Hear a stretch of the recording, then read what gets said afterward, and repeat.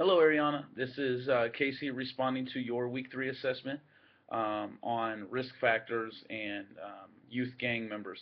Um, there's a lot of things that I liked about your instrument.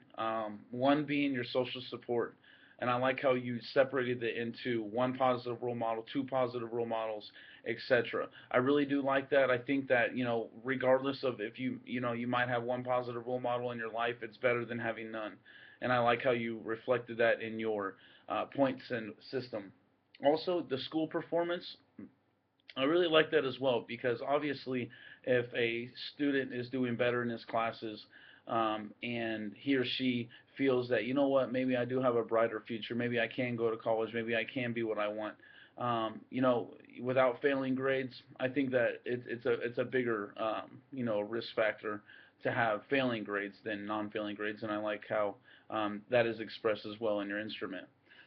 Two things that I wanted to point out. First off, in your video, you said that under the age of 12 is at more risk. I think that you just got that backwards on your instrument. It says under age 12.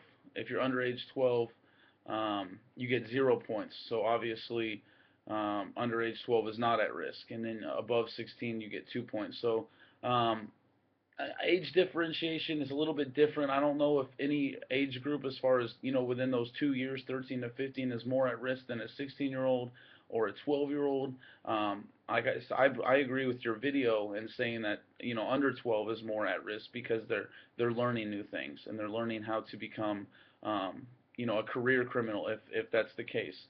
So I think that's just a little bit backwards on your instrument. Also, the biggest thing for me is attitude, antisocial behaviors, mental, physical deficiencies.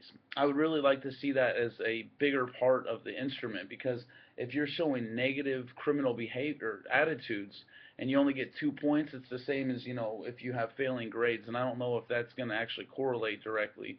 I feel like all the instruments and risk principles that we've read throughout throughout this course so far, I feel like antisocial behaviors is more of a risk than any of them. So I think that they yield more points. But that's your risk assessment. Um, yeah. So like I said, I totally agree on the social support and the social or school performance. I don't agree on the age differentiation. Nor do I agree with the actual point spread for antisocial behaviors, but um, all that can be fixed in a matter of seconds. Thank you for your post. See you later.